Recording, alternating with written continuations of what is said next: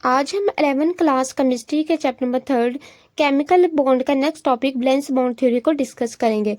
तो सबसे पहले हम देखते हैं कि जो वेस्पर मॉडल है वो क्यों रिजेक्ट हुआ। क्योंकि जो वेस्पर मॉडल है वो हमें मॉलिक्यूल के जो शेप है उसके बारे में तो बताता है, लेकिन ये हमें ये नहीं बताता कि जो उनके दरमियान बॉन्ड है वो क्यों बनता है। नहीं, जैसे कि अगर हम वाटर के मॉलिक्यूल की एग्जांपल को देखें तो वेस्पर मॉडल हमें ये तो बताता है कि जो उसकी शेप है वी शेप है, लेकिन ये हमें ये नहीं बताता कि जो ऑक्सीजन और हाइड्रोजन इनके दरमियान ये बॉन्ड क्यों बना। और जबकि अगर हम वैलेंस बॉन्ड थ्योरी को देखें तो जो वैलेंस बॉन्ड थ्योरी ना सिर्फ बॉन्ड्स के बनने बल्कि जो मॉलिक्यूल की शेप है इसके बारे में भी हमें बताती हैं। फॉर एग्जांपल जो वैलेंस बॉन्ड थ्योरी हमें ये बताती है कि जो अमोनिया है उसकी जो शेप है वो ट्राइगोनल पिरामिडल है, और हमें ये भी बताती है कि जो नाइट्रोजन और हाइड्रोजन के दरमियान ये बॉन्ड क्यों बना। और ये जो मेथड होता है ये किसी कोवलेंट बॉन्ड को इस तरह बयान करता है जैसे कि एक मॉलिक्यूल एटम के कॉम्बिनेशन से बनता है। जैसे कि अगर हम मीथेन की एग्जांपल को देखें तो ये उस वक्त बनता है जब एक कार्बन एटम 4 हाइड्रोजन एटम के साथ कंबाइन होता है।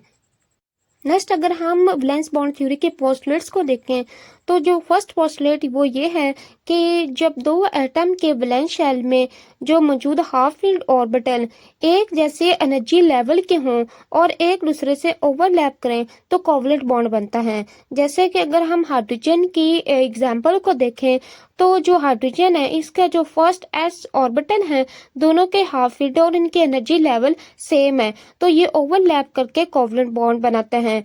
नेक्स्ट अगर हम सेकंड इसका पोस्टुलेट देखें तो जितना ज्यादा ऑर्बिटल ओवरलैप करेगा उतना ही जो बॉन्ड है वो स्ट्रॉन्ग होगा। फॉर एग्जाम्पल अगर हम हाइड्रोजन और फ्लोरीन का बॉन्ड देखें तो वो स्ट्रॉन्ग होता है हाइड्रोजन और क्लोरीन के बॉन्ड की निस्बत, तो जो हाइड्रोजन और फ्लोरीन का बॉन्ड वो बेहतर ओवरलैप करता है। अगर हम थर्ड पोस्टुलेट देखें तो जो कोवलेंट बॉन्ड्स होते हैं वो डायरेक्शनल होते हैं। मतलब जैसे कि अगर हम अमोनिया की एग्जाम्पल को देखें तो इसमें क्या होता है कि जो एक नाइट्रोजन एटम 3 हाइड्रोजन एटम के साथ मिलकर बॉन्ड बनाता है, और जो नाइट्रोजन और हाइड्रोजन के दरमियान जो बॉन्ड एंगल होता है वो 107.5 होता है, क्योंकि जो ऑर्बिटल होते हैं वो कुछ खास डायरेक्शन में ओवरलैप करते हैं। नेक्स्ट हम देखते हैं फॉर्मेशन ऑफ सिग्मा बॉन्ड। एक सिग्मा बॉन्ड दो करीब के एटम्स के हाफ फील्ड ऑर्बिटल के लीनियर ओवरलैप से बनता है। फॉर एग्जाम्पल जैसे कि हम हाइड्रोजन फ्लोरीन और हाइड्रोजन क्लोरीन की एग्जाम्पल को देखें तो ये हमारे पास एक हाइड्रोजन का मॉलिक्यूल है। जब इसका ये एंड उसके दूसरे हाइड्रोजन मॉलिक्यूल के एंड से ओवरलैप करता है तो उस दौरान हमारे पास सिग्मा बॉन्ड बनता है। मतलब ये कि जो सिग्मा बॉन्ड है वो हमारे पास हेड टू हेड ओवरलैप से बनता है। जैसे कि पेंसिल का दो हमारे पास पेंसिल है, उन दोनों के जब एंड आपस में ओवरलैप करते हैं मिलते हैं तो उस दौरान हमारे पास सिग्मा बॉन्ड बनता है।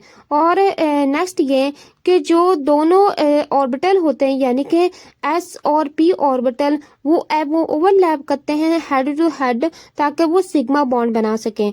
जैसे कि अगर हम हाइड्रोजन और फ्लोरीन की एग्जांपल को देखें तो जो हाइड्रोजन का एस ऑर्बिटल और फ्लोरीन का जो पी ऑर्बिटल है वो हेड टू हेड ओवरलैप करता है और उस दौरान हमारे पास सिग्मा बॉन्ड बनता है।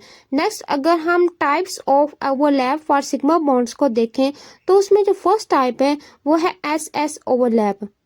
इसमें क्या होता है कि जो एक एटम का जो हाफ फील्ड एस ऑर्बिटल होता है वो दूसरे एटम के हाफ फील्ड एस ऑर्बिटल से ओवरलैप कर जाता है ताकि वे एक बॉन्ड ऑर्बिटल बना सकें। जैसे कि अगर हम हाइड्रोजन की एग्जांपल को यहाँ देखें तो जो हाइड्रोजन का जो फर्स्ट एस ऑर्बिटल होता है हाफ फील्ड ऑर्बिटल वो दूसरे एटम के एस हाफ फील्ड ऑर्बिटल से ओवरलैप करता है, यानी कि हेड टू हेड ओवरलैपिंग होती है, तो उस दौरान हमारे पास एस एस ओवरलैप बनता है। नेक्स्ट अगर हम एस पी ओवरलैप को देखें तो इसमें क्या होता है कि जो एक एटम का जो एस ऑर्बिटल जो हाफ फील्ड होता है वो दूसरे एटम के पी ऑर्बिटल जो हाफ फील्ड होता है उसके साथ ओवरलैप करता है ताकि वो एक बॉन्ड ऑर्बिटल बना सके।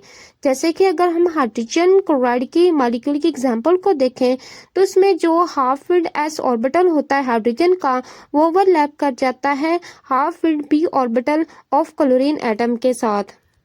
नेक्स्ट अगर हम पी पी ओवरलैप को देखें तो इसमें एक एटम का जो P half filled P orbital होता है वो दूसरे एटम के हाफ फिल्ड पी ऑर्बिटल से ओवरलैप करता है।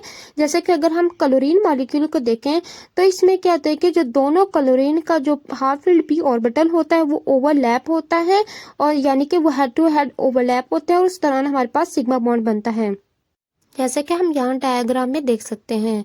नेक्स्ट अगर हम हाइड्रोजन सल्फाइड के मॉलिक्यूल के एग्जांपल को देखें तो ये हमारे पास नॉन लीनियर और वी शेप होता है।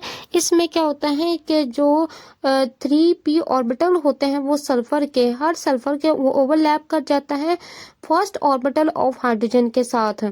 तो इसके दौरान जो बॉन्ड एंगल है वो 92 डिग्री का है। नेक्स्ट हम देखते हैं फॉर्मेशन ऑफ पाई बॉन्ड।